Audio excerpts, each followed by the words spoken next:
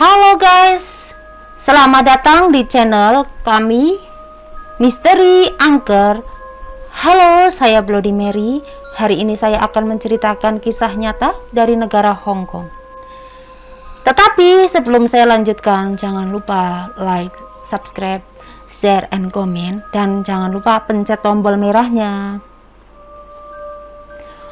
Hong Kong adalah sebuah kota yang makmur dan juga merupakan pusat keuangan internasional. Dari beberapa puluh tahun yang lalu, Hong Kong berkembang dari sebuah pelabuhan perikanan kecil menjadi sebuah metropolis internasional, menarik orang dari luar negeri untuk berkarir dan mengembangkan bisnisnya di Hong Kong. Namun, di balik kemakmuran itu, apakah kita pernah memikirkan bahwa di balik kota besar seperti ini ada kisah yang jarang kita ketahui? Hari ini saya telah menyiapkan sebuah cerita peristiwa nyata tentang pembunuhan peri rubah yang berada di Windsor Mansion, Hong Kong tahun 1981, yang memiliki konten yang sangat kaya. Seperti sebelumnya, kontennya telah diadaptasi, jangan sampai ketinggalan. Sebelum kita memulai, izinkan saya untuk secara singkat merangkum 5 dewa dari Laut Timur Cina: Hu, Huang, Bai, Liu, Hui. Ini adalah pengucapan warna dalam bahasa Mandarin digunakan untuk mewakili hewan yang berbeda. Dewa Hu adalah peri rubah, Dewa Huang adalah musang kuning, Dewa Bai adalah landak, Dewa Liu adalah ular, Dewa Hui adalah tikus. Secara populer dikenal dalam masyarakat sebagai 5 dewa atau 5 dewa Laut Timur: Hu, Huang, Bai, Liu. Hu berakar dari Shamanisme suku Machu di Tiongkok, Laut Timur. Pada akhir dinasti Qing, kebijakan pembatasan batang willow, sebuah kebijakan pembatasan yang diterapkan oleh tentara Qing setelah menguasai Tiongkok, melibatkan pembatasan penggerakan dan pemeriksaan orang yang melewati wilayah Laut Timur untuk mencegah hanisasi suku Machu yang berlangsung lama, menyebabkan populasi yang jarang di Laut Timur. Kemudian karena wilayah Laut Timur menjadi incaran kekuatan asing, pemerintah Qing mulai mengizinkan penduduk dari dalam wilayah untuk mencari nafkah di Laut Timur secara bertahap.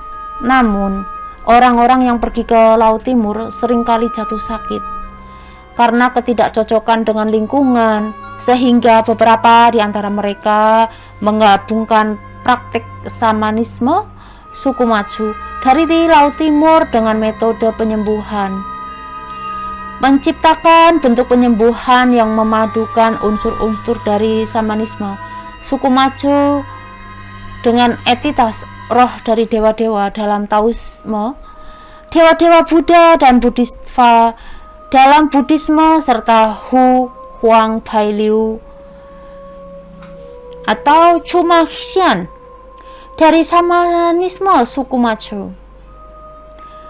Cuma adalah sebuah profesi dari zaman kuno setara dengan penyihir. Pada zaman dahulu, maknanya adalah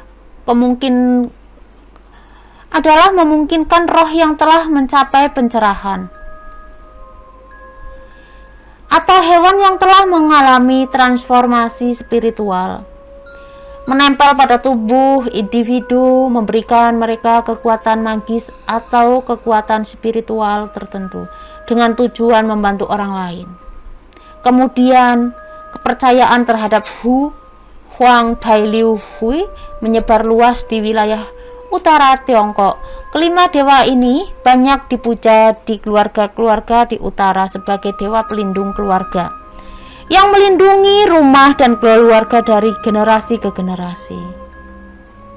Selanjutnya, saya akan fokus menjelaskan lebih detail tentang peri rubah di dalam kelima dewa ini. Warisan dari mitos kuno Tiongkok garis keturunan Tao Sanxi. Rubah 9 ekor berkembang menjadi aliran peri rubah. Hanya peri rubah yang dihormati di Xiangxi Longhu Mountain dan Tianxi Temple telah mengajukan permohonan kepada langit dan diberikan izin oleh Kaisar Zed untuk melanjutkan praktik spiritual.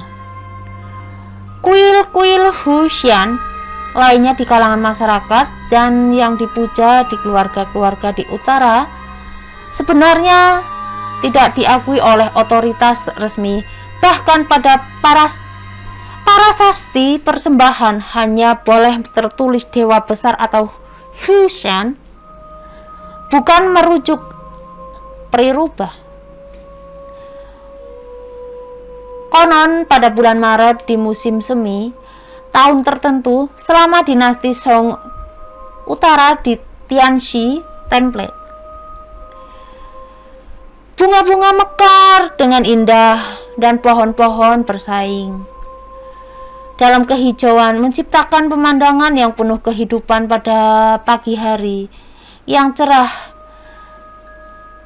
Ketika Tianxi generasi ketiga yang dikenal sebagai Xu Jinghong baru saja bangun, sesuai dengan kebiasaan harian, ia akan duduk bermeditasi dan mengumpul energi di half of the provinces, kemudian melakukan ritual membersihkan diri dan makan. Pada hari itu, setelah selesai melakukan meditasi, tiba-tiba ia mendengar suara petir yang besar melintas dari langit, disusul dengan kilat dan berkelap-kelip,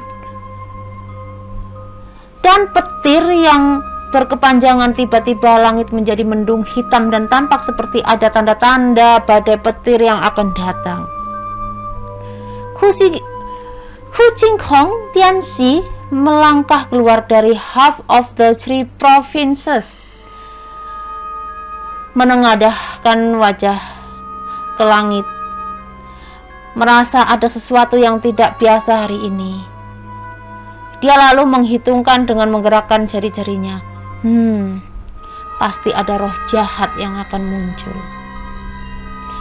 Sambil merenungkan hal tersebut, tiba-tiba dia melihat seorang wanita muda yang mengenakan pakaian kuning terengah-engah berlutut di depan Tianxi. Lalu dia menundukkan kepalanya dan berlutut sambil berkata, "Tianxi yang mulia, tolong selamatkan aku."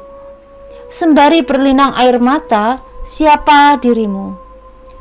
"Jujur," memberi penjelasan Hu Jinghong Tianxi berkata dengan wajah serius.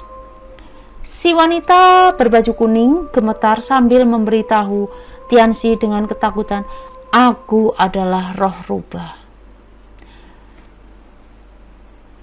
Telah berlatih selama 2000 tahun dan hampir mencapai pencerahan.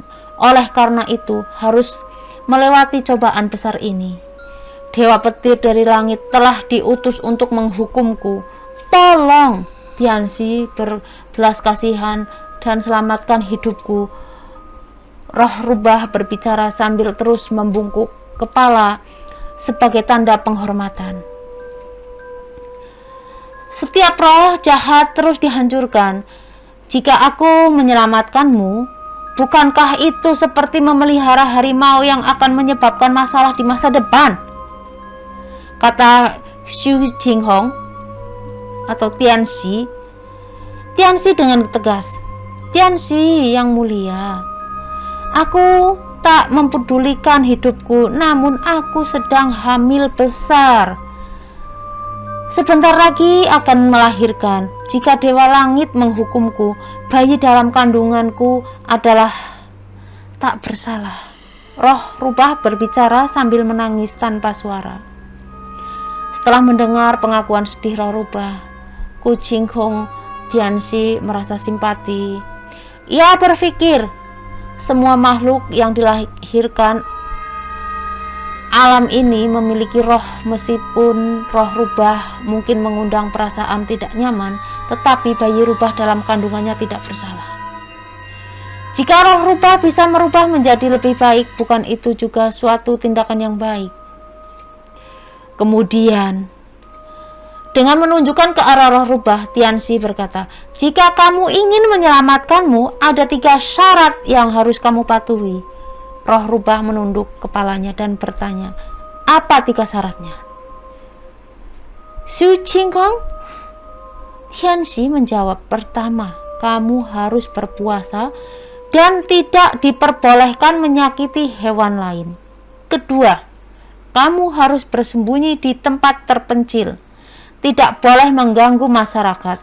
Ketiga, kamu harus mengikuti ajaran manusia, membaca ajaran pada pagi dan sore hari, berubah menjadi lebih baik, dan melakukan perbuatan baik untuk masyarakat. Roh rubah melipatkan tangan dan bersumpah, aku pasti akan melakukannya dan tidak akan melanggar. Jika aku melanggar, aku siap untuk menerima hukuman itu atau menerima hukuman mati. Xu Jinghong Tianxi melihat bahwa dia memiliki niat untuk bertobat, lalu memerintahkan dia untuk berdiri dan menerima sumpah. Kemudian dia membawa beberapa pengikut Tao ke kuil Tianxi dan membakar dupa serta menghidupkan lilin, mengajukan doa kepada langit dan menerangkan tentang perubahan hati roh rubah. Kaisar Jin menerima surat pemberitahuan dari Tianxi dan memerintahkan Dewa Petir dan Dewi Petir untuk menghentikan pencarian terhadap roh rubah. Tidak lama kemudian langit kembali cerah, pemandangan biru langit yang tak terbatas dengan semarak musim semi kembali muncul. Roh rubah dengan penuh terima kasih mengucapkan selamat tinggal kepada ahli roh langit dan mulai bersembunyi di Yuntai Mountain. Hidup dari buah gunung sebagai makanannya dan mendalami latihan spiritual. Tidak lama kemudian dia melahirkan seorang gadis kecil yang gemuk dan putih dan memberinya nama Dewi. Setelah itu, dengan hati penuh rasa syukur, roh rubah dengan nama belakang Huang ini beberapa kali membawa anaknya Dewi untuk membantu para ahli roh langit dari generasi ke generasi, memberi manfaat kepada rakyat. Pada saat ahli roh langit generasi ke-43 mengalami transformasi spiritual, dia meninggalkan instruksi lebih dari 100 tahun.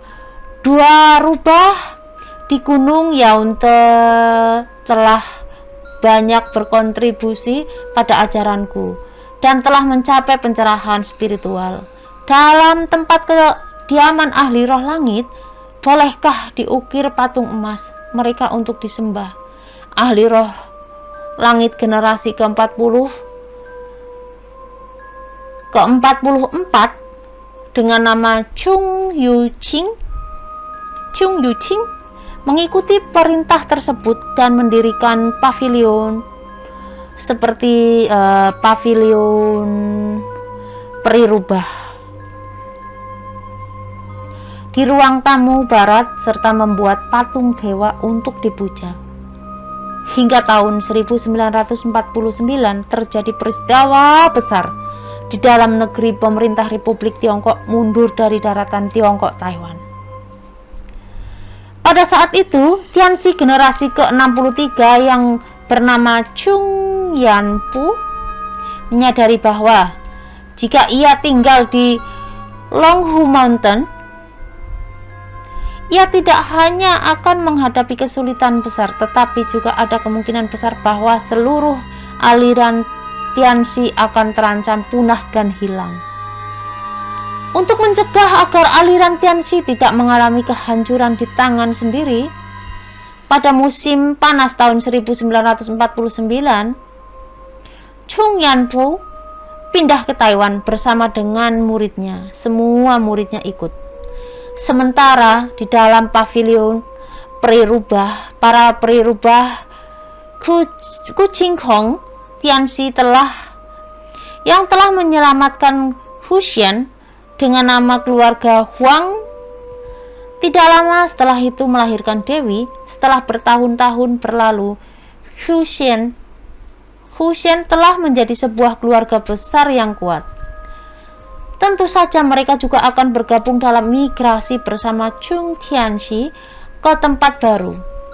Saat itu rute migrasi melalui Guangzhou dan Hong Kong, dan pada musim semi tahun berikutnya mereka tiba di Taiwan. Namun siapa yang akan menduga bahwa ketika kelompok tersebut melewati Hong Kong, si kecil Guanxin yang nakal malah tersesat. Kemungkinan besar disebabkan oleh banyak rubah dan cucu rubah dari keluarga Hu. Ditambah lagi pada saat itu Cheng Tianxi sedang sibuk dengan persiapan migrasi dan pikirannya yang kacau, sehingga tidak ada memperlihatkan hal ini. Akibat si kecil Huanxian mulai menjelajahi sendiri di Hong Kong. Namun pada saat itu tingkat pencerahan si kecil Huxian masih belum mencukupi, dan karena kurang hati-hati ia tiba-tiba dijemput oleh 2 murid dari keluarga Hu dan dipaksa kembali ke rumah untuk diberi persembahan.